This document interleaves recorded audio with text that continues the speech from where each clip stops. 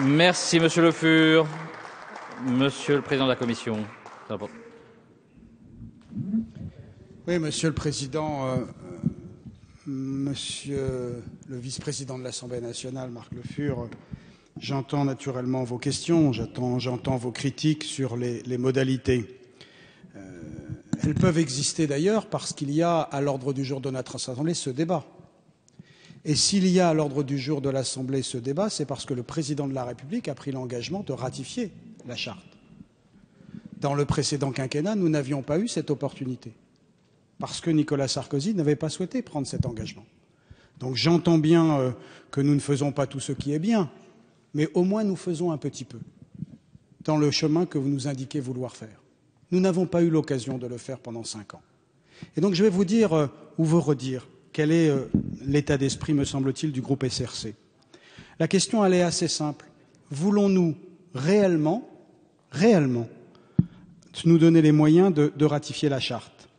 Si oui, et je pense que chacun ici veut répondre oui, si oui, alors nous n'avons pas d'autre choix que d'intégrer 2 contraintes qui, qu'on le veuille ou non, s'imposent à nous.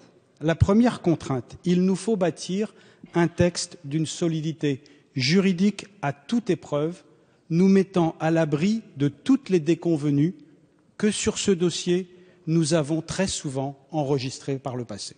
Première contrainte.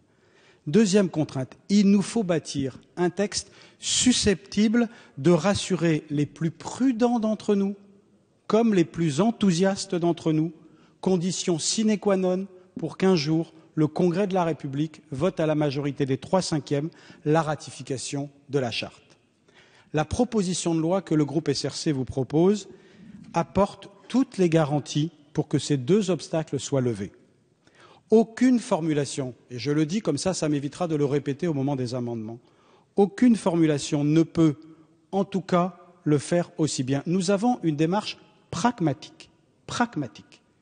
Notre unique ambition, monsieur le député, vous dites que ce texte n'a pas d'ambition. Il n'en a qu'une modeste, une seule ambition, que la Charte soit ratifiée. Et pour que la Charte soit ratifiée, il ne s'agit pas de se faire plaisir en défendant un texte qui serait susceptible de susciter un enthousiasme de cercles militants du Pays basque ou de Bretagne, mais dont je sais, nous savons, qu'il serait condamné à coup sûr. Et donc, du coup, pour que chacun s'en convainque, il suffit d'intégrer le paramètre que la sortie de l'impasse dans laquelle nous sommes depuis 14 ans se trouve dans le compromis, dans le renoncement à des postures intransigeantes, dans le triomphe illusoire d'un camp sur l'autre.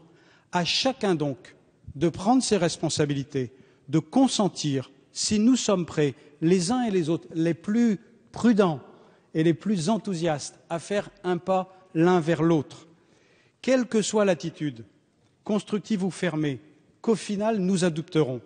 Une chose, me semble-t-il, est certaine, c'est que si nous ne nous montrons tous ensemble, ici, mardi, incapables de saisir l'opportunité qui s'offre à nous, elle risque de ne plus se représenter avant très longtemps.